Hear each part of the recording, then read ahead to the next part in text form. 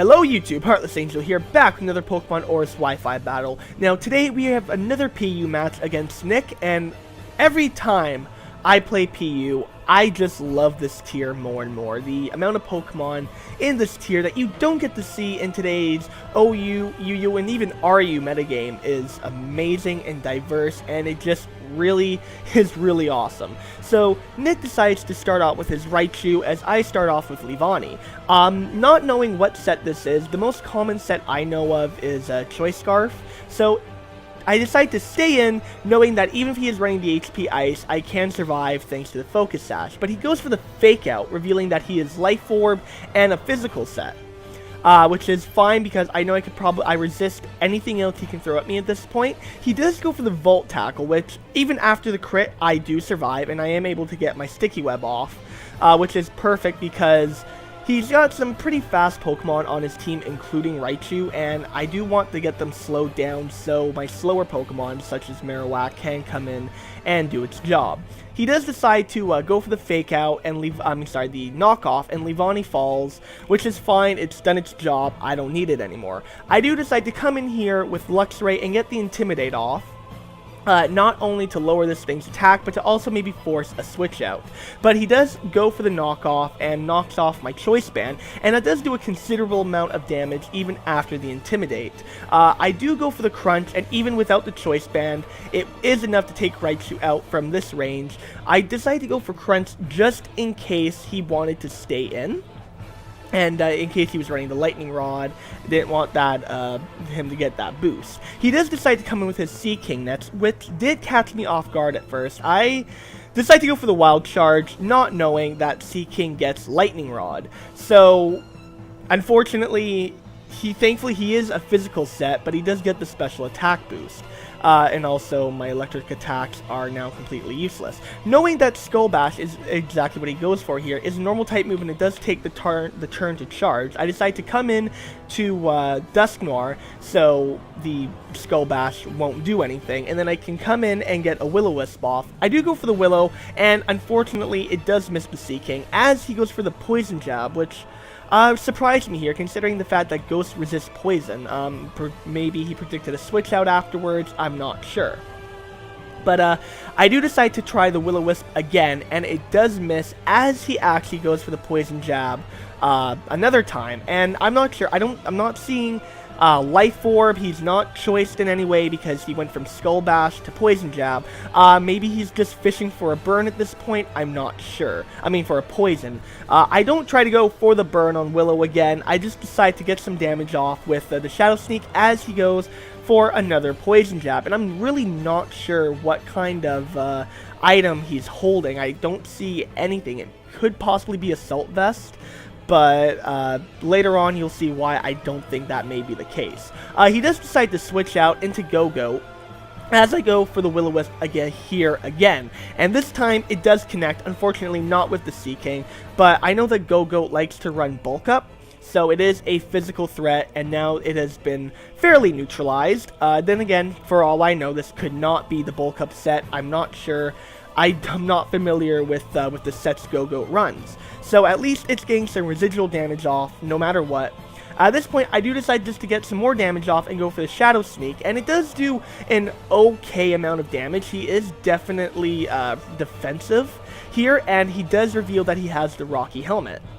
He does decide to go for the Leech Seed here, and knowing that I really don't have anything to take on this Go-Go on Dusknoir at least, I do decide after he gets some recovery with the Leech Seed to switch out into Ninetales, because I know Ninetales can easily take Go-Go out no matter what he wants to run, unless he predicts and goes for the Rock Slide. But luckily for me, he doesn't, and he does reveal that he is running the Bulk Up here, which is completely fine by me because he's burned, so his physical attack is been pretty much completely and utterly wiped away, and his physical defense isn't really going to matter too much when I hit him in the face with a Flamethrower.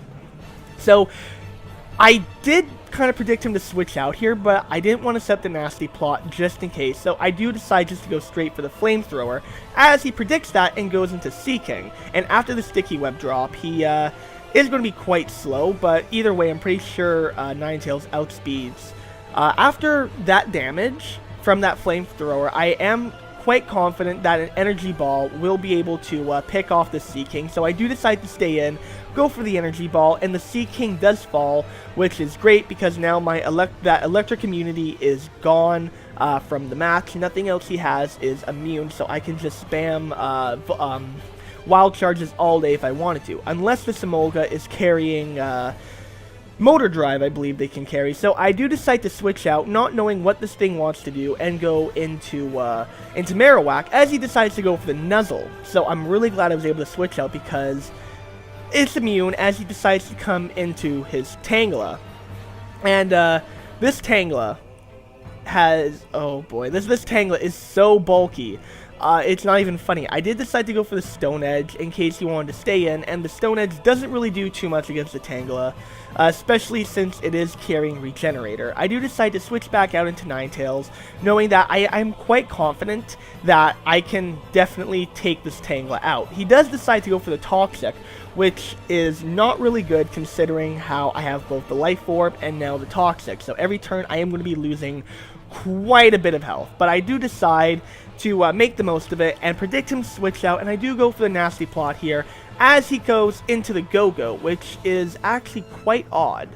I guess he just wanted to sack, you know, going from one grass type to another. He just wanted to sack Go-Go, knowing that it was burned, so it was pretty useless.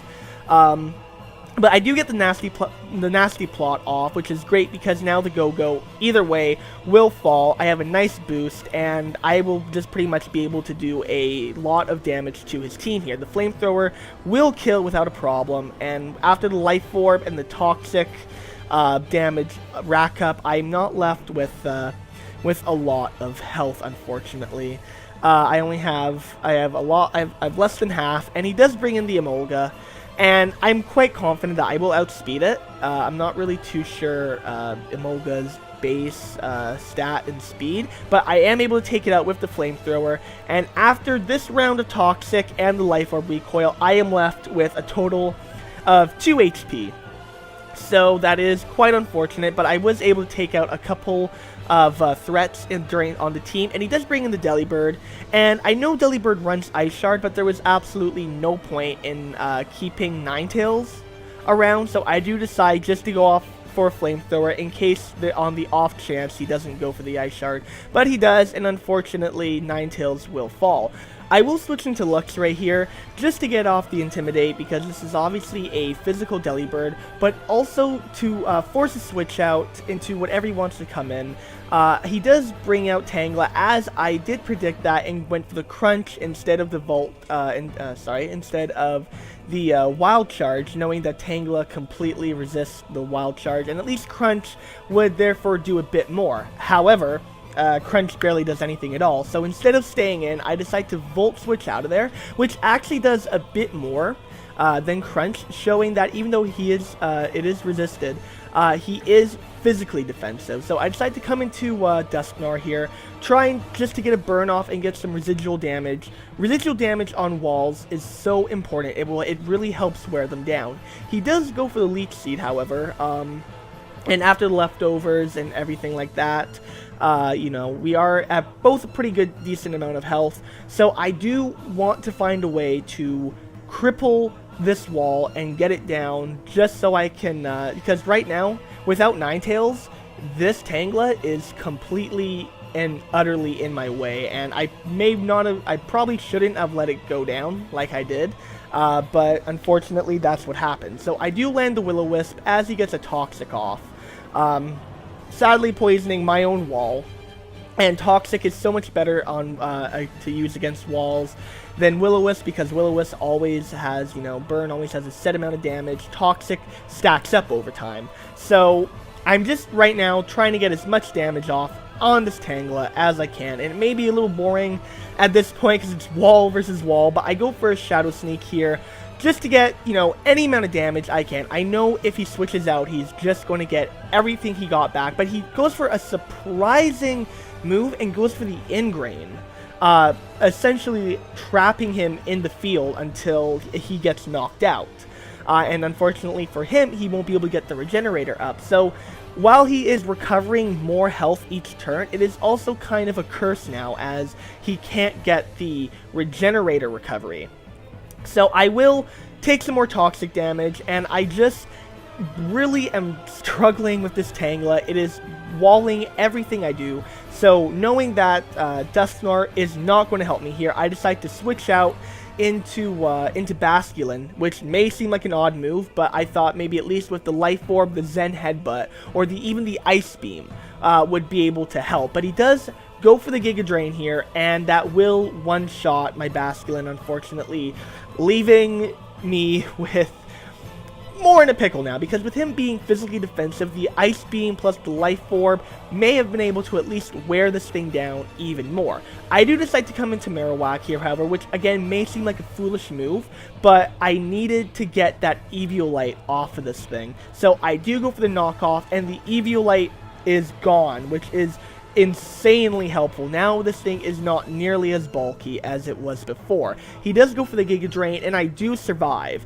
And just here, I decide to sack off Marowak, because I don't really need it for anything else. The Delibird will kill it with an Ice Shard, so I just go for a Bone Meringue here to get some more damage as he goes for the Giga Drain. And with how low my health is, he won't recover an insane amount of health back, and he only has the Ingrain now. I'm not seeded, and he only has the Ingrain, which surprisingly doesn't give you back that much HP, I've noticed. In fact, he loses more HP from the burn than he gained back with the Ingrain. So I can't help but feel like he kind of shot himself in the foot with the Ingrain, because he could have switched out back out into Delibird and got that regenerator recovery.